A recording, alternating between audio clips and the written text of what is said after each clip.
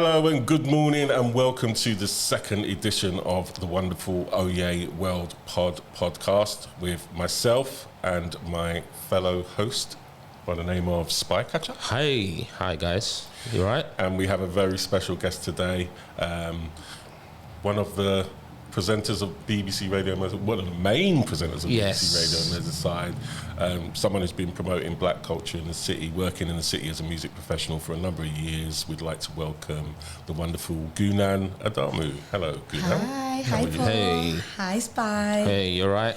I'm cool. You know what? I'm surprised that you invited me. Why? Because I still get that kind of imposter syndrome. Like, are you sure you want me? Are you sure I'm the right person? Do you know what? I got that as well. And like, it's only when you look back and you realise you've been working in the city for over 20 years. I don't know how you must be close to that yourself. 16 years. So no, there's no imposter syndrome going on. Yeah, very true. You know, you've well and truly paid your dues to society, I would say, and to the city of Liverpool. So today, as usual, carried on from the format of the show, we're going to kind of ask you some questions. You've chosen today out of our list of possibilities to do your 5 songs that you can't do without. Yeah. And we're also going to talk about anything but, which is the subject is anything but what you normally do. So obviously Gunan's a radio presenter, so we're going to find out what she does in her spare time, what she does as a hobby, that is anything but what she normally does. So also we want to talk about some gigs that are coming up in February of next year, and also we're going to touch on the festival for next year as well. So let's move straight on without further ado. It's a lovely rainy day, by the way. So it is. You can just listen here. it's quite cosy, isn't it? Yes. Better than being cold, I guess. So yeah, Gunan, 5 songs that you can't do without.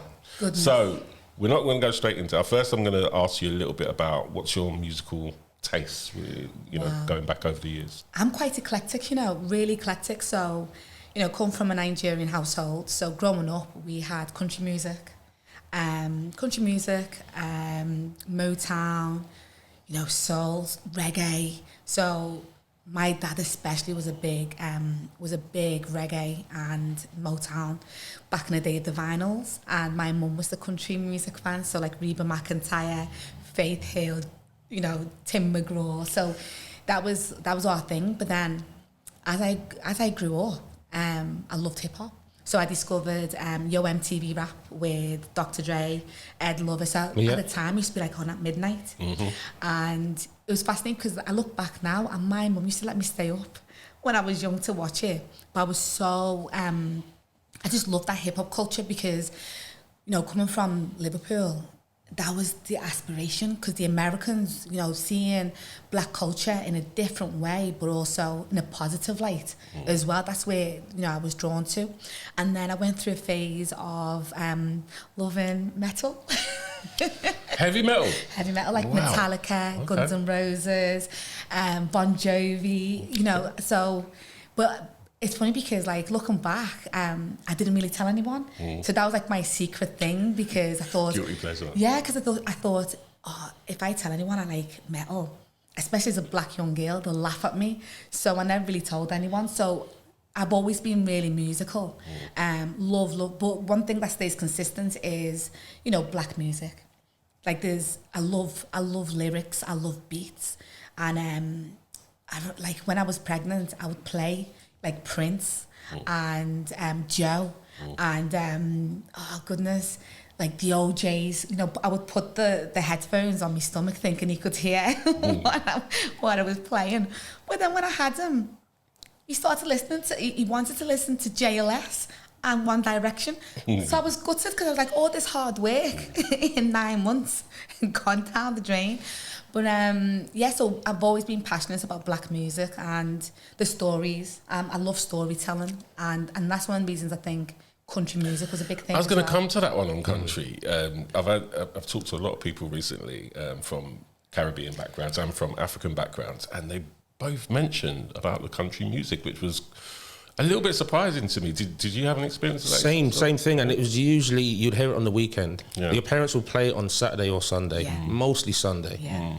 And it was either country or gospel or something kind of Do you Yeah, think it's it's the very similar, very stories similar. in country music which is similar, you know, has the same roots as like kind of blues, you know, there's always these stories about love and losing love or, Yeah. you know, finding love or, you know, all these kind of like mad stories. Do you think that's why country music resonates with our community? Could be a number of things, I though. think, yeah. Because when you think about it as well, you know, it's when you a lot of the country music, it is about life. Yeah. You know, and especially if you come from the diaspora, a lot of what country music was talking about were things that you'd gone through as well. So I think it was that kind of, you know, my husband left me for whoever. Yeah. I was like, all right then.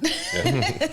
Or you found your childhood sweetheart, and so yeah. But again, country music was something that I never told people because I always thought, oh, they'll laugh at me, you know. So I hid the fact that, you know, we listened to country music at home, and I was a metal fan.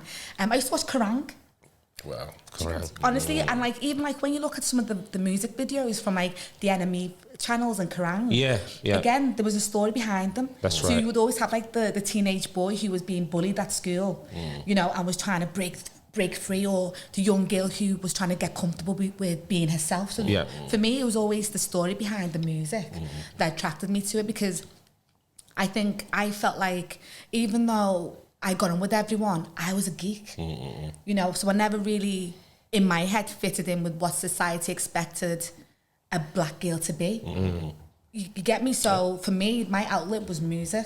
So being able to listen and look at different stories, I think, all right then, because I think one of the issues that we have in the UK, especially in black communities, is that people expect you to be a certain way. So if you come from a migrant family, so I'm first generation, you know, in my family British. So the way I was raised was completely different. You know, so coming from Nigeria to the UK, I didn't know that I was different, you know, until I got here. So being black to me was completely different to being black in Liverpool. And Liverpool already had its own traumas. So it was all these things of, why do you talk like that? Why are you trying to be white? And I was like, well, I'm not, because in Nigeria, this is how everyone is. So it was this kind of not fitting in that music actually made me feel okay, that it was okay to be different. Yeah. I was on the right path, you know. Makes sense. Okay, so that's a brief little musical history. Let's go into your 5 tunes that you can't do back. So I'm taking it by your little synopsis there that this is going to be quite a varied I can imagine that. playlist. So this should be fun. So let's start off with your track choice. These doesn't have to be in any particular order, because I know myself, you know, trying to choose 5 tunes for me would be an absolute nightmare, let alone the genres. I'd probably have to do like 500 in each genre or something. But yeah, let's kick off with number 1. Number 1 was the OJ's. Okay. Darling, Darling Baby, because that's my mum and dad's tune. So my mum, she always says that my dad used to always sing it to her, you know, and when you listen to the lyrics, it's all about, you know, holding your woman as a queen and all of that. So every time I put it on, it just reminds me that they had this kind of beautiful relationship, you know, so... And I'm an old school fan as well. I love, and the OJs, I don't think they get the recognition that they do, you know. So the OJs, definitely, that was my number 1. You're my darling, darling baby. You're my darling, darling love. You're my darling, darling baby. I said you're everything I ever hoped for in a woman, and as long as I may live. My number 2, I think, was P Square. Okay. My favourite P Square track is Collabo. So if you don't know P Square, they're an Afrobeat band, and it's twin brothers, Peter and Paul, and they just got back together. So they stopped talking for like 4 years, and Nigeria went crazy. Oh, that's They were why they massive, disappeared. weren't they? I wondered Yeah. what happened to them. Well, no, you know, now I know. Yeah. Nigeria went crazy. Like the world cried because they'd fallen. So I don't know the real story, but what's out there is that they fell out after the mum passed away, because I think Paul did something that Peter felt that if the mum was alive he wouldn't have done. So they just stopped talking for 4 years, and they got back together last week. So they're doing like a comeback tour. Oh, good. And like the videos are just mad. People have gone crazy for them. So they're iconic. I actually remember P Square from back in the day, and they were almost at the forefront of, you got Wizkid and Davido and all these people. Yeah. P Square were doing that Way back with the bands, early, even earlier than the bands, Yeah. So it's good to hear. I mean, I didn't know that myself, so you're just breaking some news to me. So.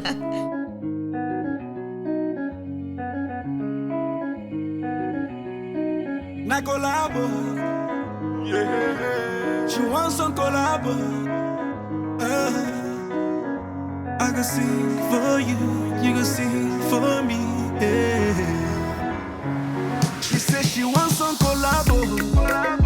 She need them badly, be like tornado. She talks say I they play like Ronaldo. The thing they sweeter like Don Jesse. And my third one is Two Face, who now calls himself Two Baba. So he was back in the days. He was before P Square and the band. So he came from a group called Plantation Boys, but also he's from my part of Nigeria. So you don't really hear that many people from my part of Nigeria. So he kind of broke through for us. And just for people out there, what style of music would you say? So he's still Afro, like Afro pop. So I'm from in Nigeria, a place called Benue State, and which is like the middle of Nigeria. So we're close to, in terms of when you look at the umbrella, so you have Igbo, Yoruba, Hausa. We're close to Hausa. Mm-hmm. So Two Baba, he was one of the originals. So when you listen to the early stuff of Two Face, you hear a bit of Davido come through as well. So a lot of people looked to Two Face, as I said, who's now called Two Baba.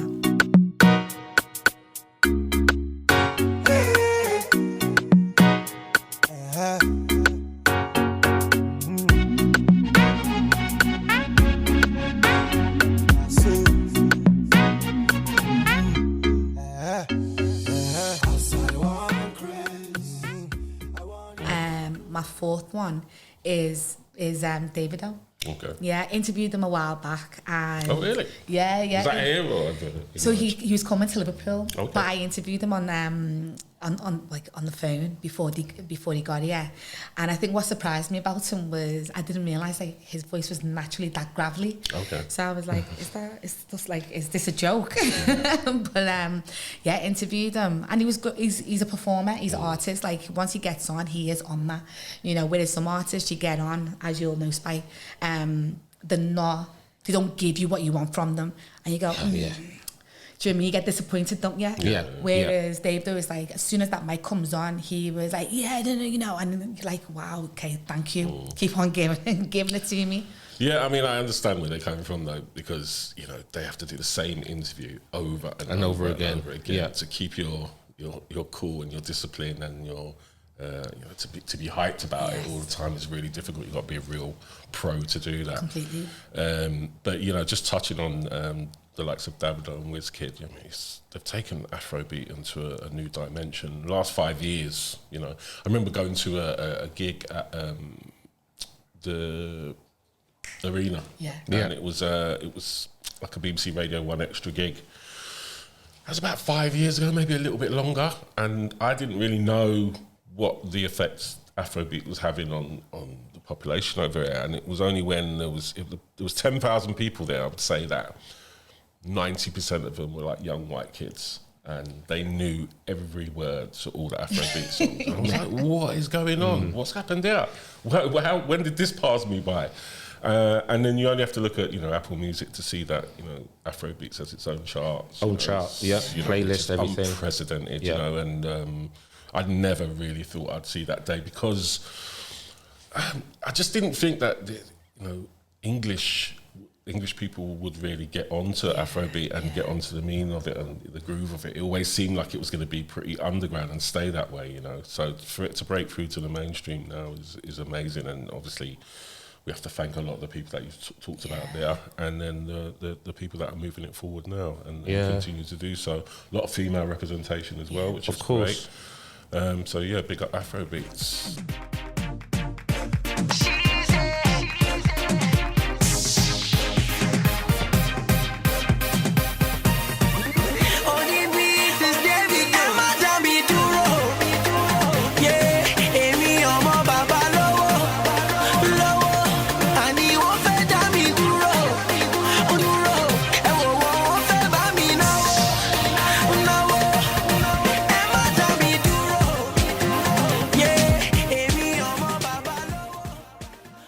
obviously now we've got the, I'm a piano. And it's mad because I'm a piano's been, so my son started South African. So he used to always play me lots of South African dance music. Yeah. And I like Black Coffee, and I'm like, oh my God, like this is crazy. But now obviously there's an explosion of Amapiano now as well. I feel like I've added Davido, but actually I'm a big soca fan as well. I love soca. Marshall Montano. Yeah. I absolutely love him. So I've seen him perform a few times over the years, yeah. Amazing. He is amazing. And one of his songs, A Bottle of Rum, just reminds me of, it's a feel-good track, but obviously he's talking about drink driving and just being careful and stuff like that, but just the rhythm. Every time I listen to him, I'm just like, I need a holiday. It's funny, you talk about soca, and it reminds me of, when my auntie used to have her big parties, and reggae would be the order of the day, Lovers Rock, Rock Steady, all that kind of stuff. But then there'd be like a little section, we'd have a 15-minute section of soca, and Sugar Boom Boom's coming out, and all these and Sweet Mother would always come out.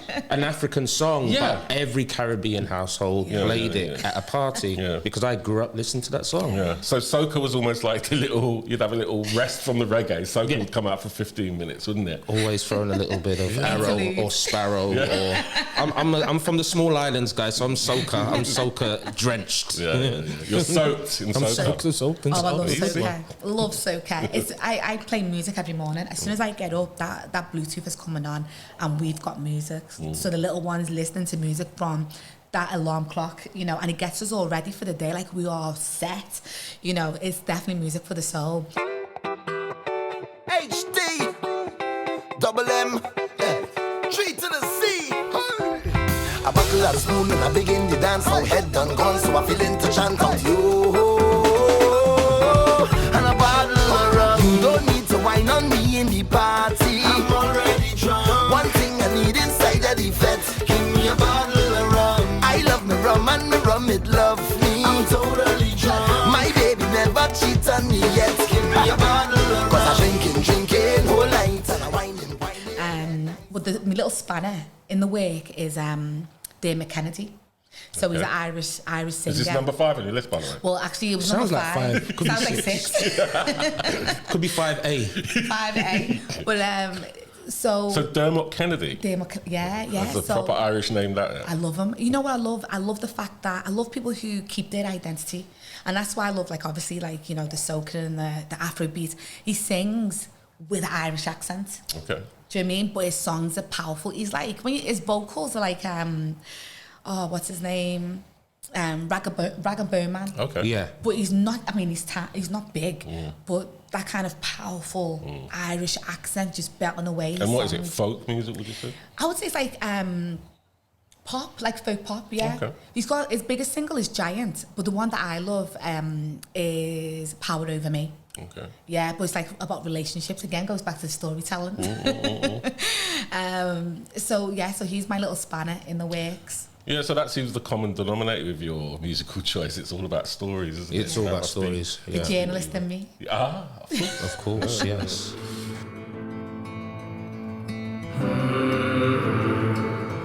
I wanna be king in your story.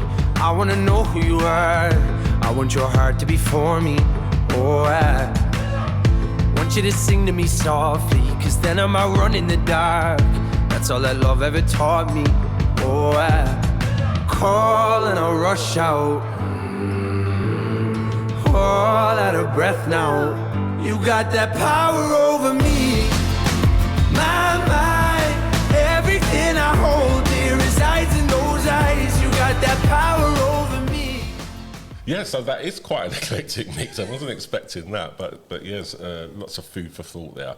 And I like the way that you've mixed it up and tried to incorporate all sort of bits of your musical history. So going back to your household, I know that you've got a couple of brothers, is it? Yeah, I got 2 brothers. And I know one of your brothers, Terso, was a DJ. Yeah.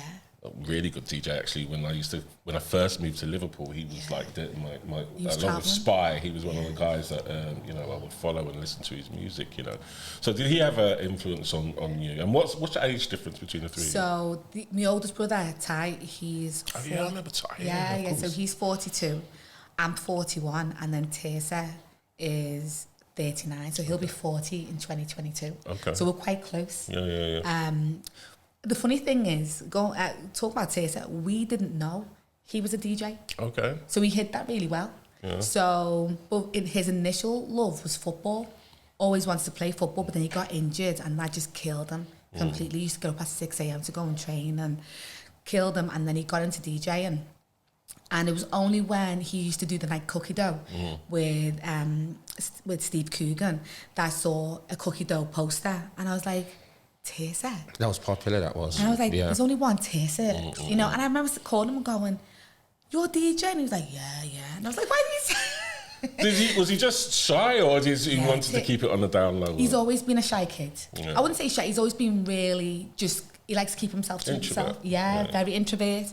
And it's interesting because I have this conversation with a lot of people that I think a lot of children or adults now who, if they were born in this era, they probably would have been diagnosed for something and given medication and just killed their creativity. Yeah. Whereas actually, we were really fortunate that we were okay. Our parents were like, this is the way our kids are.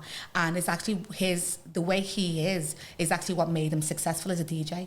Because he was very intricate. You know, he wasn't a DJ that, you know, people just bring, you know, a laptop and just play a Spotify playlist. He was mixing and, you know, understanding the rhythms and the speed and all of that. So, you know, so you need to have a certain kind of mind to work in our industry. And this is one thing that, you know, I'm always stressing, that we are different in so many different ways. And if we were trying to conform, actually we couldn't do the things that we did because our minds work in such a weird way.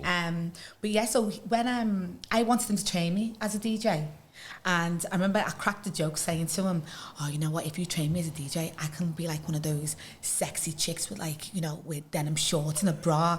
And I think that just killed the fun. He's like, no, I'm not training you. That's the last thing any brother wants to hear, for God's sake. He was like, nope, you're not getting trained. Yeah. So, but he got me into like American house music.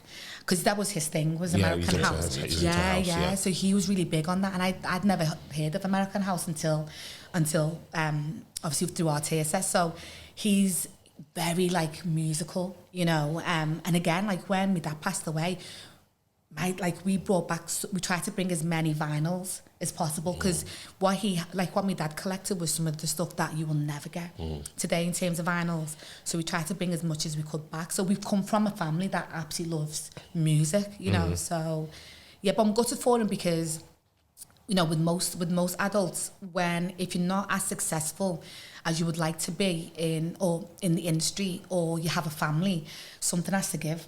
And for him, it was like he had to make sure that he had to be stable enough for his family, you know. So it's sad, really, because a lot of us, without the right support, you can't really live your dream. Yeah, and there's only a certain number of DJ slots available at that time, really, in the city centre. So, as you know yourself, Spy, you know. So it wasn't an easy industry to almost like make a career out of, particularly in Liverpool, because those opportunities were so few and far between. It might actually be different now. Slightly. Not much, but a little bit. At least it's being acknowledged now, whereas before it was almost like, you know, everything just fell on. There's more bars, so there's more work, so to speak. But again, you know, there's still a limited amount of, you know, the profession. But do you find, though, that, because I've noticed with the, you know, obviously with social media, there's so many young ones out there now who think that they're DJs. Yeah, because they've been doing it in their bedroom for a couple of years, and they all of a sudden want to, you know. Yeah.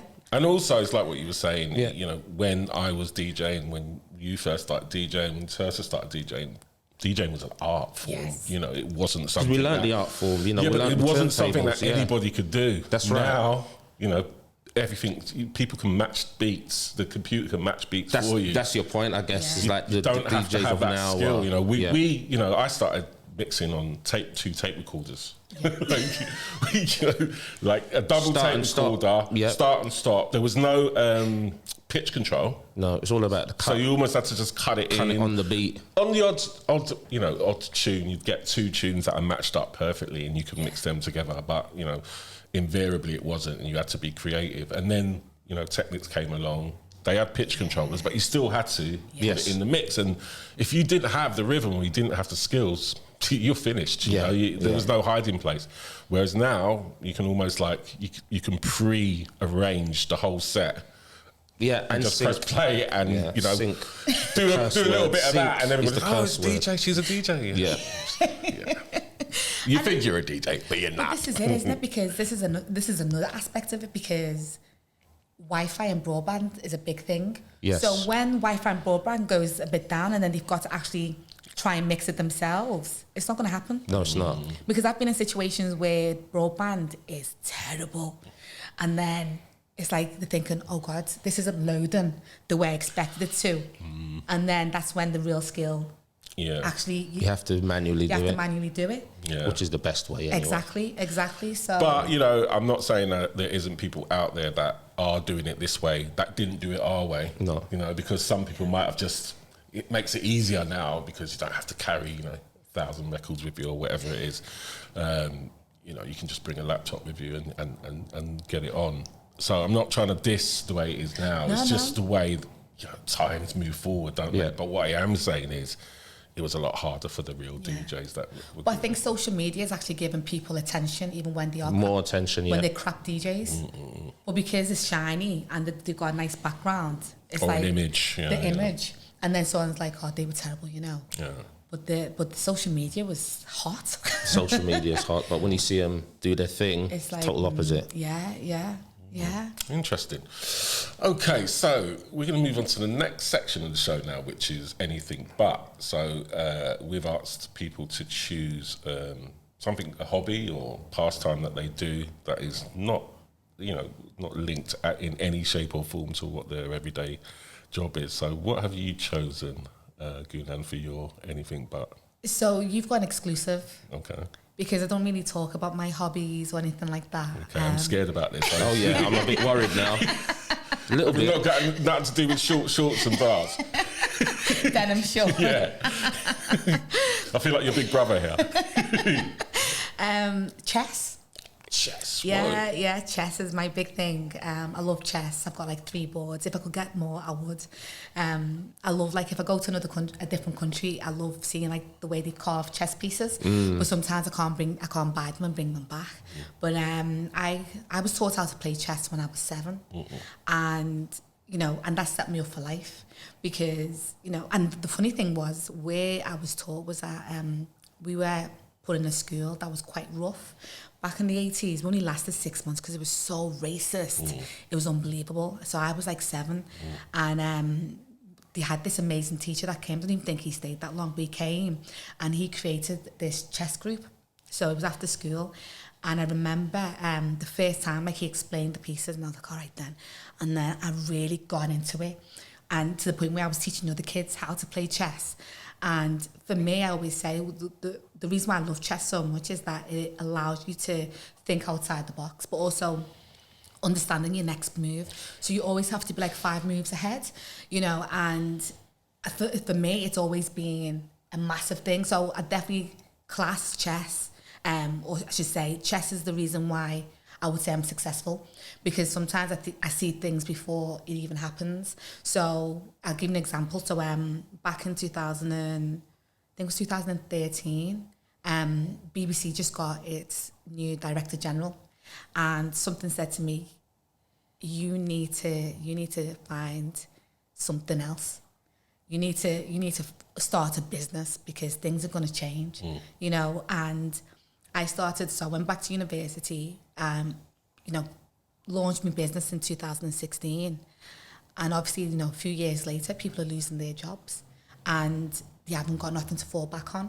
So it's things like that when you kind of analyse people, analyse their history, analyse what you think their moves might be, and then you kind of go, all right then, so what do I need to do before it gets to that stage? So a lot of it is a lot of prediction. And chess has been chess. Like, it's crazy that this teacher came and taught us chess, because when I say this school was rough, it was in Dingle. It was rough, and there weren't that many black kids. I think black and mixed race and Asian kids were like 12 of us in that school. But he just opened up my mind to like a different world, and I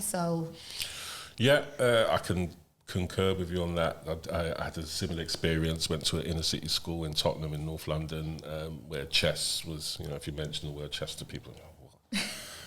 We had a chess club set up in school. I joined it. Absolutely loved it. Loved the strategic part of it. Loved the exactly what you said about thinking ahead. Yeah. You know, thinking those moves ahead. I actually equate that to when I was taking my driving test, and you had to do the theory test. And hazard and perception, and you had to see what was going on. And I'm sure chess helped me with that. You know, got 100 out of 100, by the way, on that. But I'm sure that chess helped me. Just put it out. I'm sure that chess helped me with that strategic, you know, thinking about, you know, thinking ahead and how it was going to move. All right, then. So don't you get annoyed then? So you must get annoyed, because I get annoyed quite a bit. But also, we're both Virgos, aren't we? Yeah. We're both Virgos. Odd man, that's spy. I never said my story about chess yet. Oh. Okay, all right. But you're not a Virgo, are you? No, I'm Aquarius. Okay. So you're I'm the a odd man water out. boy. I'm Aquarius. But no, chess, favourite board game. Yeah. Chess and Monopoly. Yeah. Okay. My two favourite board games of ever. I learnt again, like you guys, at a young age, chess. Yeah. Didn't really go to a bad school, but kind of did. It was non-uniform, so kind of was a bad school, I guess. It was just an inner city school in London. You know, when everyone talk like that, you all right, mate? You know, it's one of those kind of places. But I learned as a young age the same thing. Yeah. And then it does help with life. It does help. And remember the movie Fresh? Yeah. Samuel L. Jackson, where he's teaching the kid the same kind of things and principles that we were probably learning when we was learning the game. And wasn't there a program recently on Netflix that everyone was going crazy about? The Kenyan. Queen of Chess. Queen of Chess. Yeah. Queen of Chess. That was an amazing series. And if you're a chess fan or not a chess fan, it will get you into being curious or more curious about the game of chess. And if you're not a chess fan, then I suggest you get out there and try and learn the game, because it's something that you'd be surprised at how easy it is, and surprised at how the fulfillment you get from it. If that's and you still learn new moves. Yeah. You can still learn new moves, you know. I still haven't got, you know, is it Castling? Castling. Yeah, still. But are you... I like So Castling. I've tried playing it like virtually, and I don't like it. It's I not like the same. the board. You need a person. I just feel that whole thing goes with it, doesn't it? That challenge of sitting opposite a person and giving them the eyeballs and putting them on the clock and stuff like that. Chess is the one. That pressure that creates that, it's almost part of the game. But and I don't get the same thing. I'm with you. I take so me and my cousin. So he's so when we play and I have to go to the toilet, I take a picture of the chessboard just to show him how serious I am. Because I need to make him feel a bit weak. Yeah. You know, so so there's a lot of mind games going on when you're playing, isn't it? Definitely. Yeah. But and that's the thing. I think usually you'll find that most people who are quite strategic or have a lot of leadership qualities, there's always something around, you know, a game that allows you to really think outside the box. And as I say, with me, it was definitely chess, and it's just something that I've always thought. I wish it was rolled out across all schools, because the way you think is just next level, you know. But also, I was going to say before, I think I've actually, there's times when I've kind of felt annoyed when I think, how could you not see that? How could you not see that happen? Yeah. Do you get me? And then you think, actually, not everyone has that kind of mind, you know, which is something that I definitely say chess, no matter how old you are, like you say, Paul, is to start it, because it's addictive. It is addictive, and it's funny. It is, I mean, I love it. I absolutely love it. Well, maybe that can be your kind of vocation moving forward, is to make chess cool for schools. Yeah. Make chess cool for schools. Where did I get all this from? I don't know where you're pulling them out, mate. Wow. But there is games night now, isn't there? There was one recently in the Kumbo Mani a couple of weeks ago. Well, there used to be chess Thursday night. Chess? Yeah. Costa Coffee used to do a chess evening, and the pub by Lime Street Station has a chess club. Okay. But I don't know what happened with it during COVID. Was just trying to find the right places, because like I said, I've got 3 beautiful sets. And I used to do this thing where, like, if I saw a nice set, I'll buy it as a present for someone, but then I realised actually they might not use it. And also, it's a quite an expensive hobby, because chess pieces are not cheap, are they? I mean, obviously you can get box Yeah. standard. Yeah. But I'm talking about if you're collecting them. Yeah. An ornamental one, Yeah. I mean, there used to be a shop in Wood Green in North London that specifically sold chess sets from all, in the shopping city, like literally from the smallest to the sort of giant sort of chessboards and stuff, real expensive stuff. But I managed to get a table which doubled as like a normal coffee table. Yeah, I think I've seen those types, But then you can put the chess pieces away and then put it, use it as a normal chess piece and then bring it out. And chess club, our own chess clubs come in. I can hear it, I can see it. Because I had, so the most expensive one I've got it's like a glass one. And that was in a sale, so I got it for like 56 quid, but it was meant to be like 103. And I went in, I was like, I'm gonna get it. And then she was like, oh, you know what, we'll knock it down again. I was like, yes. She must have thought we haven't had that many women come in and just take it. Yeah, well, I think you've inspired me to probably get I'm thinking about it now. Yeah, got me thinking. I got a glass one from Contraband. Do you remember Contraband? No, That used to be on Hanover Street. Where Turtle Bay is now used to be next to the old quick save. Contraband. I got my chess set from there. Glass chess set, 10 quid. I just hope everyone remembers Contraband. When you said contraband there, I thought you were talking about like prison or Jay, do you remember Contraband, don't you, mate? Anyone else? It does exist. I was the only one shopping there. It was opposite Rapid, man. Everyone used to go there. No? No, I can't remember now. Virgos. Bloody Virgos, eh? So that's brilliant. I really like that, and that's something that hopefully we're going to get inspired to get back into chess, and hopefully people out there will be. So thanks for that, Guna. That's a really good anything but. Yeah, that was a very good one. Yeah. That's my gift. Yeah. Thank you. A game of chess is like a sword fight. You must think first, right? Before you move. Own style is immensely strong and immune to nearly any weapon. When it's properly used, it's almost invincible. Raw, I'ma give it to you with no trivia. So what else can we tell you about what's coming up? So obviously we have a great hip hop show coming up. Yes. In February, which is with the L100 Cypher. Yeah. Which is run by Merv DJ Tukai. Who we interviewed on our show on Melodic. Yeah, which was fantastic. A great guest to have. We should get him on this, actually. Yeah, we will, for sure. And then who else do we have? We have an artist called Awate, who's got an African background, but he's a performer, a rapper, grime artist in London, and he's going to be headlining the show.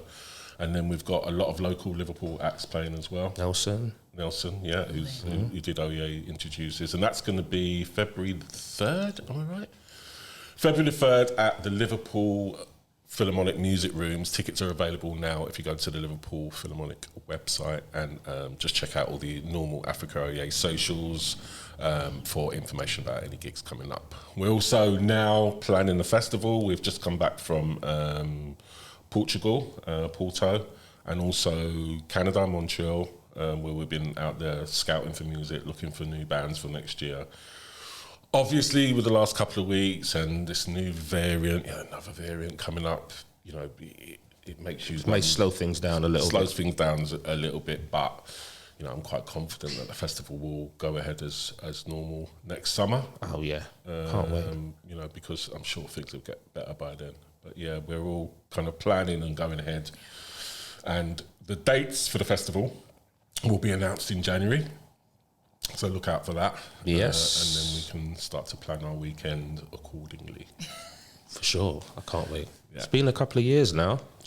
Yeah, too long actually. And I think from not just our point of view, I think the whole of the city really needs to get the festivals back and running. Just need it. We just need it. We do. Yeah, and I think that it's only when it's gone that you realise how much you miss it, because you kind of take it for granted that these things are going to be here. How important music is in the city. Yeah, exactly. I'm not just talking about the art itself. Everything, every genre of music. And I think Liverpool, I say all the time that there's not many cities that have between, I say, April and September, you've got just like a plethora of festivals, music events from all kind of genres and all different people running them. And I think when it went, we all kind of thought, actually, I myself got a little bit complacent. It was almost like, another event, and it's only after something like this happens that you look back and think, we really do need music. I was going to say, a lot of us as well in the city, we plan, our families coming to Liverpool around OEA Festival. So that's right. Do you know what I mean? So for so many of us, OEA brings our families together because it's like they're killing two birds with one stone, but there's somewhere to take them.